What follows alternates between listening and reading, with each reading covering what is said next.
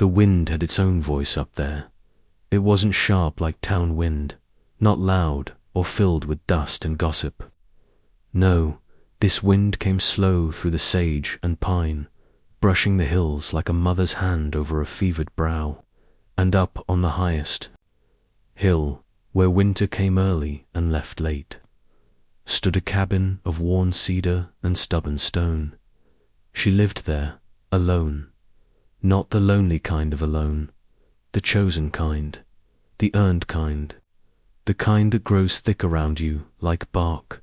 Years had passed since anyone had crossed her porch with good intentions. Most came curious or cruel. One came sweet but left bitter, taking more than he gave. The world below, with its weddings, its railroads, its Sunday talk, had long since stopped calling her name. The locals in town, they'd whisper when her name got caught in the wind. They called her Widow Rose, though she had never told them her name. They thought she was broken. But broken things rattle. She did not. She moved like weather. Quiet, certain. The cabin sat like an old promise. The roof sagged on the left side where snow had leaned too long. Her garden had died the year her dog did, and she hadn't replanted. Since still she lived, she chopped wood. She salted meat. She patched her own roof when the world couldn't be bothered. There was a chair on her porch, hand-carved, bone-smooth from years of storms and silence. She never sat in it. It had belonged to the only man she'd once waited for. He came back. From the war, sure, but not whole. His eyes weren't his anymore. He'd sit in that chair and rock, not speaking, not seeing her. One day he simply left, not with boots or goodbye, just faded like smoke. They said she went strange after that, but she hadn't. She had simply remembered who she was before him. A woman who didn't flinch, who didn't need, who could hear the truth in wind better than the lies in men. That winter began sudden. The clouds stacked high like bruises. The deer moved early.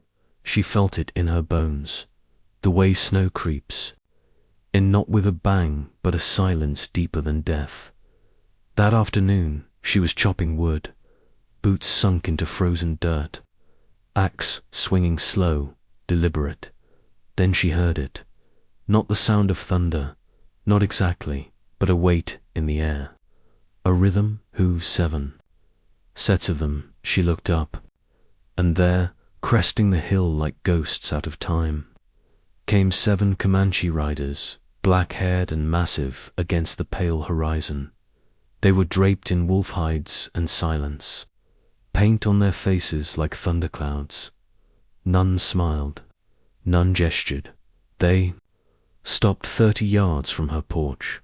She held the axe still, heart slow but sure. Her rifle was inside, but her instinct said, not yet. The tallest dismounted first. A scar ran from his brow to his jaw like lightning carved in flesh. Another leaned heavily on his saddle, wounded. A younger one clutched something wrapped in cloth, maybe an offering, maybe a weapon, but her eyes found the last of them. He hadn't moved, still on horseback. Dark eyes, weather-worn, not handsome, not in the town way. But something in his stillness unnerved her. He did not scan her body like most men did. He looked at her like a man seeing a fire after days lost in cold. And then he nodded, not deep, not demanding, just enough to say, "We mean no harm." She let the axe drop, gestured toward the barn. Her voice, unused in days, came rough. "There's hay, blankets. Keep the horses dry." No one answered, but they moved, slow and sure, leading their animals past her, boots crunching on frost. The last one, the quiet one, dismounted last. He paused by the steps, looked at her porch, then looked at her. He didn't speak, but his gaze said what words could not. You are not forgotten. She turned before he could say more and shut the cabin door. That night, the wind howled. She watched through the shutter cracks. They'd lit no fire, just huddled in the barn, blankets draped over shoulders, heads low. She didn't sleep. She boiled water, baked what little she had left of cornbread. She told herself it was for her, but just before dawn she stepped out. Hair braided back, tight, wool draped around her. She placed the kettle and tin plate near the barn doors, turned and walked away behind her. The quiet one stepped from shadow, picked up the plate, held it gently like a prayer in his hands. He said nothing, but bowed his head. She didn't smile, not yet, but her heart. It ached in a different way that morning, not with pain, with memory, with the warmth of something, or someone who might finally stay. End of section 1. Would you like me to begin writing section 2? Storms pass slowly here next. Snow fell like old stories, quiet, steady, and familiar. Out here, storms didn't rage. They settled like blankets over the hills, and in the stillness of white and wind, time folded. What was a minute might have been an hour. What was a day stretched, soft and slow. The 7 men did not leave. They stayed through the storm. At first in the barn, then closer at the edge of the porch where she could see them but not yet speak to them. She allowed it, not out of fear, but because the wind that once told her to shut the world out was now whispering something different. Each man was, shaped by a different path, but all carried the same kind of quiet, the kind born from battle and survival, the kind that didn't shout to be heard. She watched them through the window as she worked. The one with the scar often kept watch, tall, broad, always near his younger brother. Another, older and slow-moving, sang soft to the horses at dusk. One played a bone flute, a melody like drifting smoke, high and reedy, full of longing. Then there was the one who had not looked away from her that first day. He did not stare. He simply witnessed, a man of few movements and fewer words. He tended to the wounded one, collected firewood without asking, fixed the broken slat in her fence when he thought she wasn't looking. But she saw, she always saw. One evening, after a hard frost, she left tea on the porch. A small, simple act, 1 cup, left near the edge. No invitation, no explanation. When she returned the next morning, it was gone, and in its place, a strip of cured venison wrapped in a leather tie. No note, no words, just an understanding. By the 4th night, they had begun helping without asking. They brought buckets of water from the well, stacked wood along the back wall. She never requested it. They never announced it. It simply happened. Like snow on roofs, the quiet one, the one she now called, the one who saw, offered no name. He only watched her with reverence, as if she was something rare the world had nearly lost. One evening, as she sat peeling potatoes by the hearth, she heard it. A hum, low, familiar, not a song exactly, but a shape. She closed her eyes. Her mother used to hum it when sewing, a hymn without words. She stepped onto the porch. There he was, alone, sitting just past the step, humming. He paused when he saw her. She spoke before fear could climb her throat. "Where'd you hear that?" He hesitated, then answered, voice like gravel and wind. "It came to me in the cold." That was all. She didn't ask again. He began leaving small carvings by her door, a sparrow, a fox, nothing grand, just bits of himself. One morning, she found a horse carved of bone and wood, wild mid-gallop. The details stunned her, not for its beauty, but because it looked free. She held it in her hand long after the snow had melted from the steppes. She had not spoken this many words to anyone in years. But with him, silence was a kind of conversation. The others warmed to her in their own way. The old one with braids would nod in thanks when she set food on the railing. The boy with the flute once made her laugh, truly laugh, when he tried to mimic the sound of a chicken and failed spectacularly. The scarred man brought her broken traps to fix. They did not treat her like a woman who needed help. They treated her like someone who had helped herself for far too long. One night, the wind turned wild. It howled through the cracks in the roof, rattled pans, and tested windows. She couldn't sleep. Something in her stirred. Not fear, but ache. She stepped outside, coat pulled tight, breath rising like steam. The night was blue and bitter. She expected solitude, but he was there, sitting by the porch, back against the cabin, coat dusted in snow. He looked up, surprised, then stilled. She didn't speak. She sat beside him, two shadows against the storm. Time passed, or didn't. Finally, she whispered, "I buried my husband long before the dirt did." Her voice cracked. She hadn't meant to say it, but it was there now, between them. He turned toward her, not sharply, but gently, as if not to scare the truth away. "My sister," he said, "was taken in spring. I carry her songs so they don't forget her." They did not share more. They didn't need to. Pain met pain, but didn't cling to it. They just let it rest between them, like tired travelers. In the quiet that followed, he placed his hand near hers, not touching, just near. She did not move. The stars overhead blinked slowly. The wind calmed.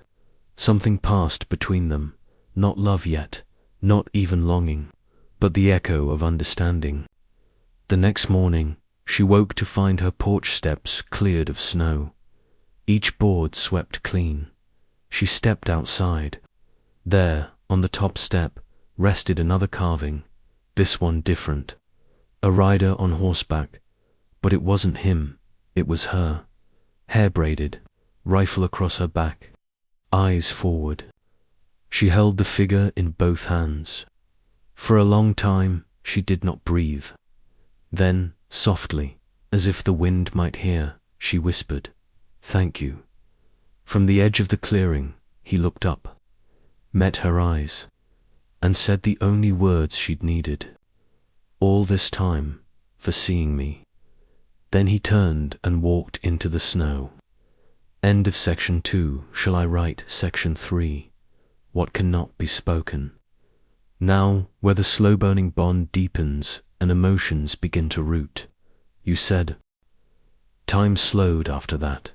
It did not stop, but it folded like hands at rest, like quilts at the foot of a bed. The days slipped one into the next, a quiet rhythm, snow falling, fire burning. Tasks shared and unspoken, the 7 Comanche men had become part of her land, not guests now, but something gentler, like shadows in familiar places, like names unspoken but always felt.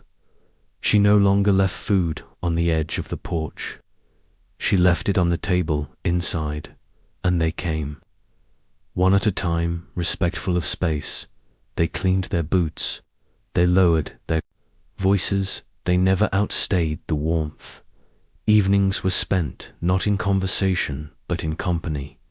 She sat by the fire, sometimes reading, sometimes mending. The boy with the flute played his sorrow's soft notes.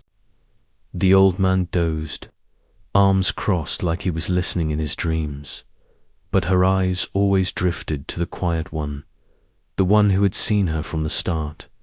He sat near the hearth, whittling small pieces of cedar into shapes that only made sense. When held, his hands were rough but moved with a kind of reverence, as if everything he touched was sacred. He spoke little, but when he did, it came low, careful, like stones placed gently in a stream. One dusk, as the sky turned violet and smoke curled from the chimney like braided hair, he approached the fire while she stirred a pot of stew. He held something in his palm, a button from her coat. He offered it without word, and she took it.